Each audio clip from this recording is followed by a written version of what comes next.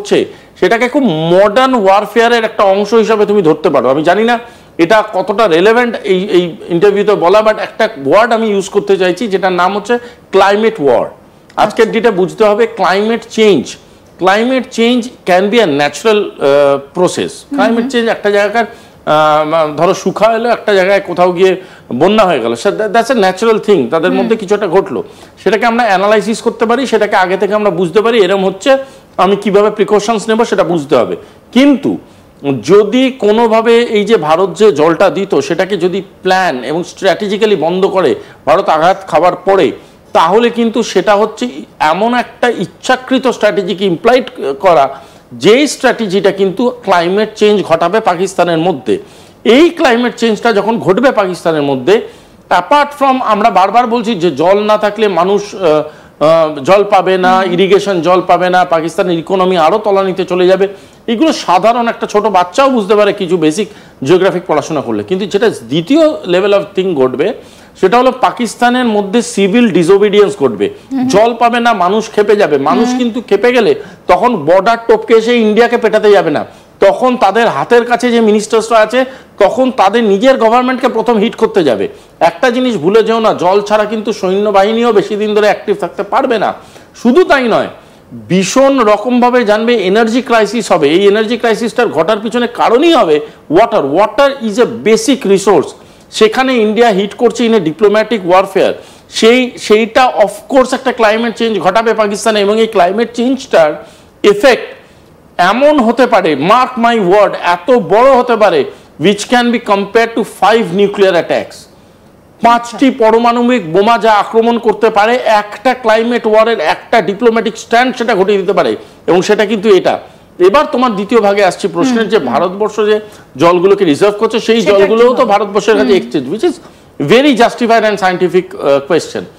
আমার ধারণা ভারতবর্ষ নিজে যখন ডিসিশনটা নিয়েছে তখন ভারতবর্ষ নিজের সাইডটা ভেবেই অ্যাডভান্স ডিসিশনটা নিয়েছে। এবার নিজের সাইডটা ভেবেছে মানে কি, ভারতবর্ষের কাছে প্রচুর ক্যানাল সিস্টেম তৈরি করার প্রভিশনস আছে, ভারতবর্ষের কাছে প্রচুর সায়েন্টিফিক রিজার্ভার্স আছে যেগুলো ভারতবর্ষ এতদিন ধরে তৈরি করে এসছে। হ্যাঁ, তাদের ব্যাপারেও কিছু ইন্টারন্যাশনাল অভিযোগ পাকিস্তান এর আগেও করেছে, ওয়ার্ল্ড ব্যাংক অবধিও গিয়েছিল ব্যাপারগুলো, কিন্তু সেটা কিছু প্রমাণ করতে পারেনি। কিন্তু ভারতবর্ষের কাছে যে রিজার্ভ থিওরিগুলো আছে, যে সায়েন্টিফিক ইমপ্রুভমেন্টস আছে, সেই সায়েন্টিফিক ইমপ্রুভমেন্টসগুলো আমার ধারণা ব্যাকডোরে ভারতবর্ষ অলরেডি অ্যাপ্লাই করে ফেলেছে, এবং অ্যাপ্লাই করে ফেলেছে বলেই ভারতবর্ষ জানে যে জলটাকে ওখানে আমরা ব্যাকফ্লো করাবো, সেই জলটাকে আমরা কিন্তু কিভাবে ইউটিলাইজ করে নেব, সেইটুকুনি ক্ষমতা এবং সেইটুকুনি সায়েন্টিফিক প্রোগ্রেস ভারতবর্ষের কাছে আছে। আরেকটা কথা বুঝে নেওয়া দরকার, এখানে কিন্তু আমরা ওয়ার বা কনফ্লিক্ট যে অ্যাঙ্গেলেই তুমি ভাবো না কেন,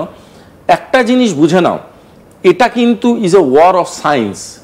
বিজ্ঞানকে কেন্দ্র করে ভারত নিজের প্রথম ডিপ্লোম্যাটিক স্ট্যান্ডটা নিল। সেটা কি করলো? জলটা বন্ধ করলো।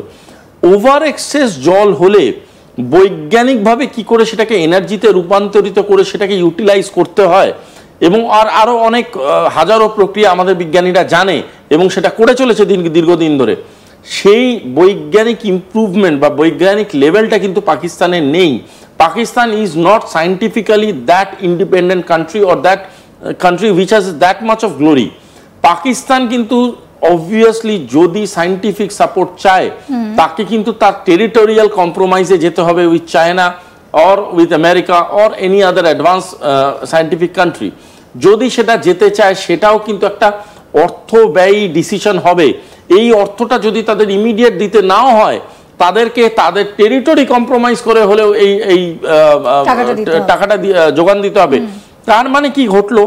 অ্যাজ এ হোল যেদিকে ভারত পাকিস্তানকে নিয়ে গেল by hook or by crook, এদের কিন্তু পলিসি লেভেল ডিফারেন্স এনে ইকোনমিক কম্প্রোমাইজে যেতে হবে, ইচ্ছাকৃত হোক অনিচ্ছাকৃত হোক। মানে আর্থিকভাবে পাকিস্তানকে দেউলিয়া তো ছিলই, আরো তলানিতে ঠেলে দিতে দেওয়ার যা স্টেপ নেওয়া যায় সেটা ভারতবর্ষ নিল।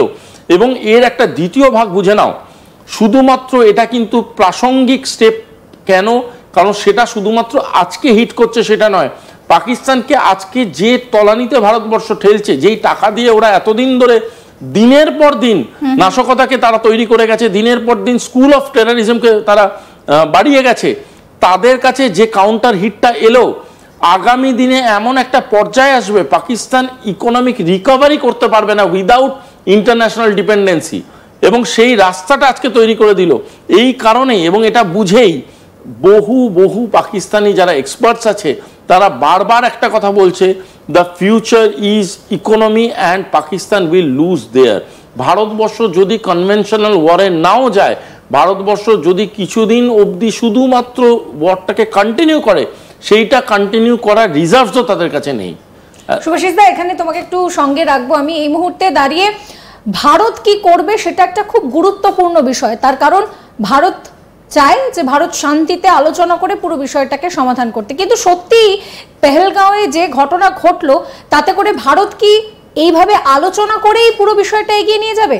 সেদিকেই আমাদের পরবর্তী এই পর্যায়ে, এবং সেই পর্যায়ে সুভাষিস দা আমাদের সঙ্গে রয়েছেন। সুভাষিস দা, এই মুহূর্তে দাঁড়িয়ে আমরা দেখেছি এর আগে পর্যন্ত, পেহেলগাঁওয়ের আগে পর্যন্ত যা কিছু হয়েছে ভারত কিন্তু আলোচনা করে, ভারত খুব একটা ওই ঘর মে ঘুসকে মারেঙ্গে অ্যাটিটিউডটা রাখে না, কিন্তু এবার একজন ভারতীয় হিসেবে আমি তোমার কাছে জানতে চাই যে এইবার ভারতের কি করণীয়? কারণ যেভাবে আমরা মঙ্গলবার দিনকে দেখলাম যে একদম ধর্ম জিজ্ঞেস করে করে টুরিস্টদেরকে টার্গেট করা হয়েছে, তাতে করে এবার ভারতের ঠিক কি করণীয়?